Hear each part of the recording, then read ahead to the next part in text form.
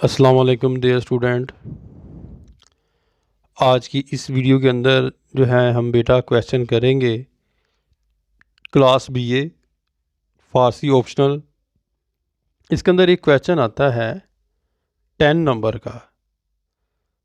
ठीक है, अगर आपको ये क्वेश्चन आ जाए गुलिस्तान सादी की मकबूलियत के बारे में जो है वो बयान करें या तहरीर करें, तो फिर आपने ये क्वेश्चन करना है जो मैं आज आपको जो है वो करवाने लगा हूँ। ठीक है, लिखा हुआ है कुछ जो है वो आसान लफ्ज़ों में जो है वो बयान करने की जो है वो कोशिश करूँगा, ताकि जो है वो आपको समझ आ जाए और आप साथ साथ जो है वो तैयारी कर लें।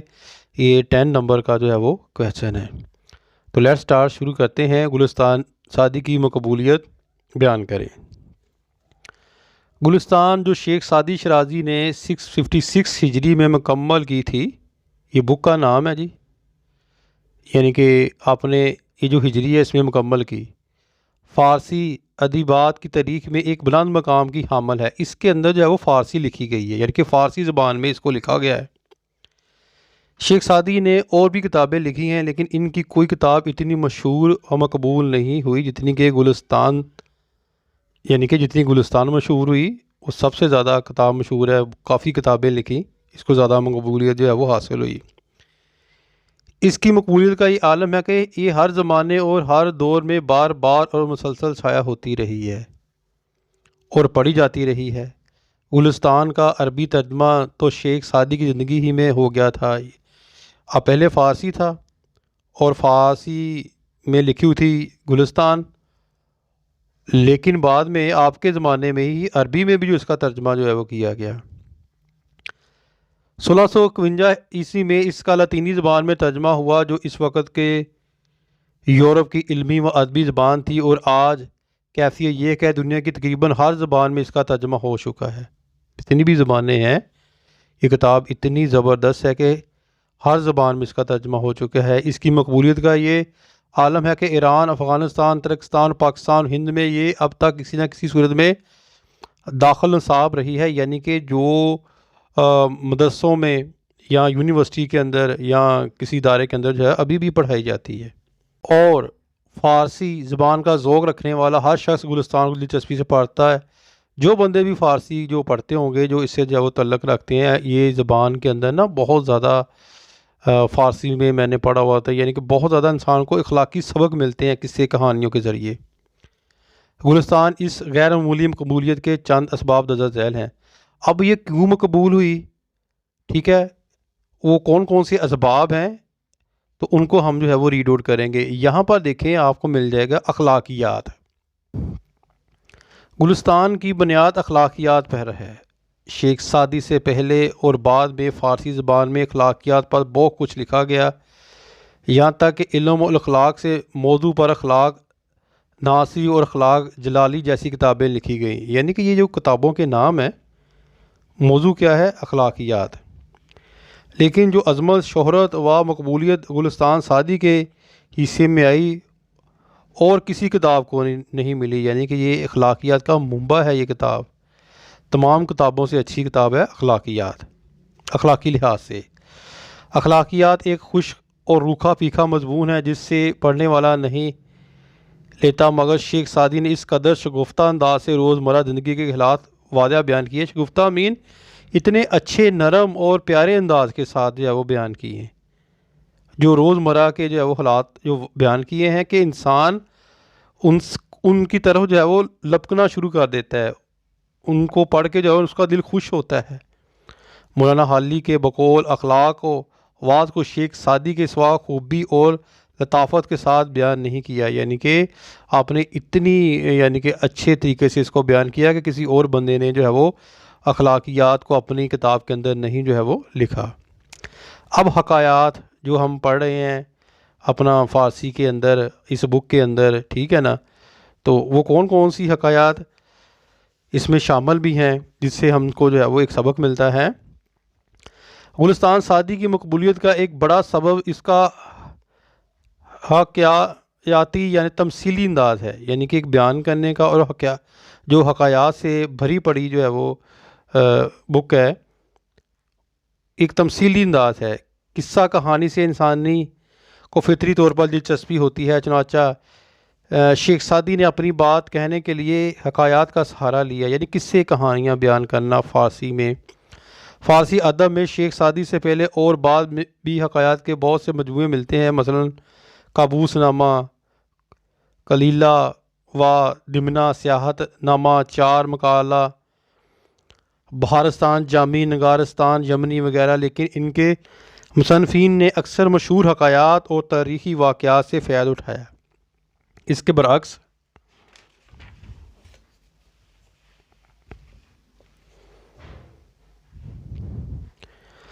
सादी की हकायात इनके अपने जो मुशाहदात व तजुर्बात का फैज़ान है। और फिर हकायात कहने के फ़न का जिस तरह सादी ने इस्तेमाल किया, यानी कि कोई भी चीज़ होती है ना, हर बंदा किस्से कहानियाँ या हकायात करने का माहिर नहीं होता, लेकिन शेख सादी ने इस्तेमाल किया और वो किसी से बन नहीं पड़ा। सादी ने गुलिस्तान में बादशाहों, वज़ीरों, आलमों, सूफ़ियों, दरवेशों, बच्चों, जवानों और बूढ़ों वगैरह की हकायात बयान करके रंगारंगी और बू कलमूनी पैदा कर दी, यानी कि उसके अंदर एक जिद्दत पैदा कर दी जिसकी अपनी जज्बियत है, यानी कि अपने अंदर उसको खींच लेती है शख्स को, पढ़ने वाले को। इसके अलावा सादी ने इन हकायात में अपनी शख्सियत को दाखिल करके इन्हें बहुत ज़्यादा दिलकश और मौसर जो है वो बना दिया। नज़म व नसर का मुरक्का। शेख सादी नसर और नज़म दोनों में महारत रखते थे। अपने इस कमाल से उन्होंने गुलिस्तान में खूब फ़ायदा उठाया है और गुलिस्तान की नसर में जगह जगह नज़म के पाबंद लगाकर इसे दो आतशा बना दिया है, यानी कि जो है एक बहुत जो है वो काबिल अहमियत जो है उसको बना दिया है।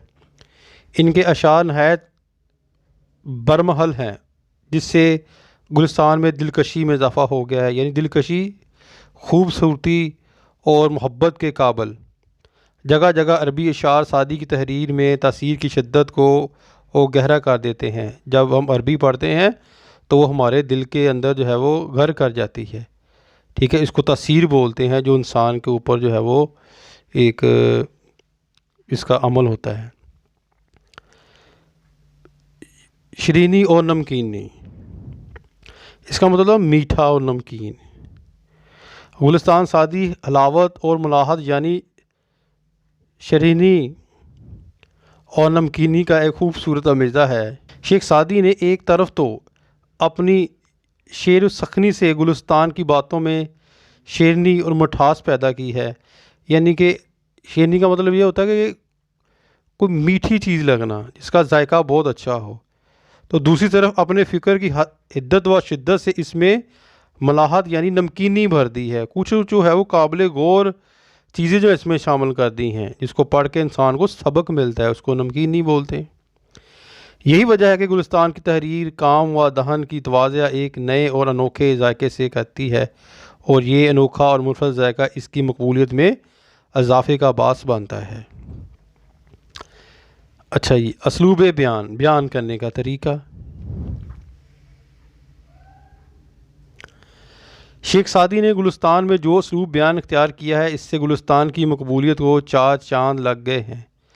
सादा, आसान और रवां दवां ज़बान, छोटे छोटे फ़िक्रे, इजाद, इक़्तिसाद, तनासब और हम आहंगी, तशबीहात, इस्तारात, मसीह और मख्फी जुमले, मुहावरात, वज़रबुल मिसाल, नसर में नज़म का पाबंद, ज़ाया बदाया, आयात कुरानी और हदीस नबी का इस्तेमाल ऐसी खसूसियात हैं जिन्होंने गुलिस्तान को इस कदर मकबूलियत बख्शी जो और किसी किताब के हिस्से में नहीं आई, ठीक है। ये तमाम जो है वो ज़ेवर है, असलूब बयान है, जो इसके अंदर जो है वो यूज़ किए हैं शेख सादी रहमतुल्लाह ने। ये शेख सादी के असलूब बयान ही का कमाल है कि उन्होंने मामूली से मामूली हकायत को भी दिलचस्प और दिलनशीन बना दिया, ठीक है।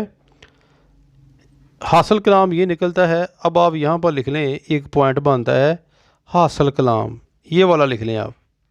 इसके बाद 6 नंबर ये कि शेख सादी शराजी की गुलिस्तान अपने मौजू, दिलचस्प और हक़ाइक़ पर मुबनी मवाद, ज़बान व बयान की खूबियों, सादगी और सलासत व सफाई के बास एक लाजवाब किताब है, जिसकी अज़मत का एतराफ़ हर बड़े शायर और अदीब ने किया। अपने गैर मामूली औसाफ के बास गुलिस्तान कल भी मकबूल थी और आज भी मकबूल है और आइंदा भी इसी तरह ज़ौक़ व शौक़ और दिलचस्पी से पढ़ी जाती रहेगी। ठीक है बेटा, ये तो था आज का जो है वो क्वेश्चन जो मैंने आपको करवा दिया है। गुलिस्तान जो है वो सादी की मकबूलियत के बारे में जो है वो आप नोट लिखें। 10 नंबर का ये क्वेश्चन जो है वो आता है क्लास BA फ़ारसी ऑप्शनल के अंदर। अपनी दुआ में याद रखिएगा। फ़ी मानिल्लाह। अस्सलाम वालेकुम।